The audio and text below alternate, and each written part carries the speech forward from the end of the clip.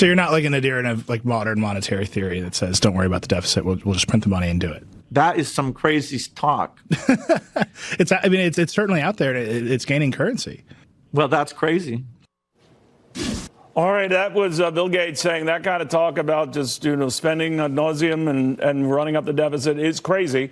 To GOP pollster Chris Wilson and Democratic strategist Robin Byro. Robin, what one of the world's richest men is saying right now is keep talking like that, and you'll run out of breathing room here. But again, the deficits and debt have piled up under both parties. But he's particularly alarmed by the ease with which Democrats are embracing plans that could go into the many, many trillions of dollars over not too many years. And he's worried. Are you?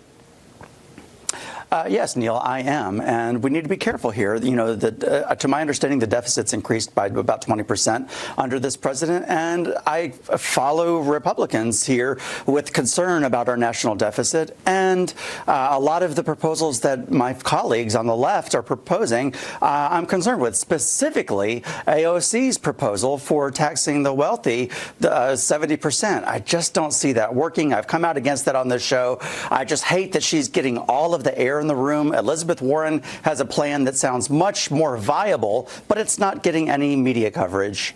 It's obviously hit the point right now, Chris Wilson, where Steny Hoyer is concerned, and a lot of other leaders in the House and Senate, the Democrats, are concerned enough to say dial it back. And that's what he was telling me, that Steny Hoyer, the majority leader for the Democrats. What is your sense of the dialing back that some of the leadership have had on this whole, for example, the Green Initiative?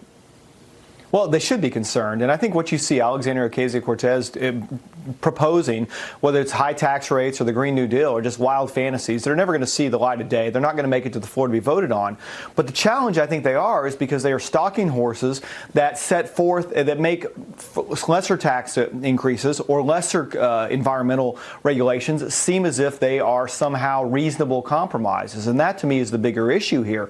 But I think Hoyer is correct in being concerned, because what she is doing is she is pushing the Democratic Party so far to the left and having them sign on. And you have almost every major presidential candidate from the Democratic Party signed on to the Green New Deal, which would take over 75% of the U.S. economy and hand our entire economy and our lives over to a bunch of hipster commissars. And I think it's really clear that she is making it easy for Republicans to draw a line in the sand, showing the differences between capitalism and, frankly, what is communism cross-dressing as socialism.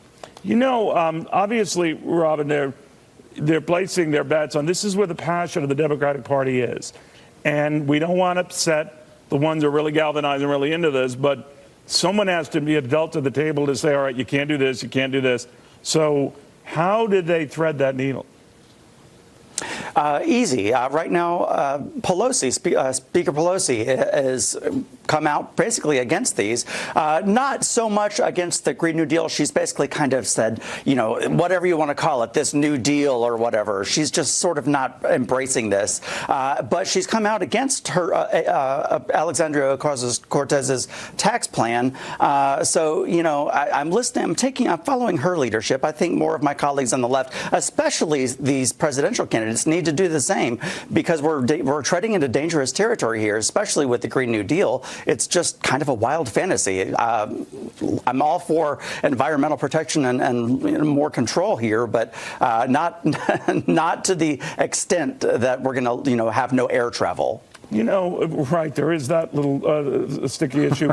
But, Chris, I wonder if Republicans appreciate why this has become such a populist cause, because when a lot of people are asked, do you like the idea of Medicare for everybody, or do you like the idea that the rich should pay more, by and large, they go along with it by fairly significant majorities. Now, among Republicans, too, it garners, about 51 or 2% support.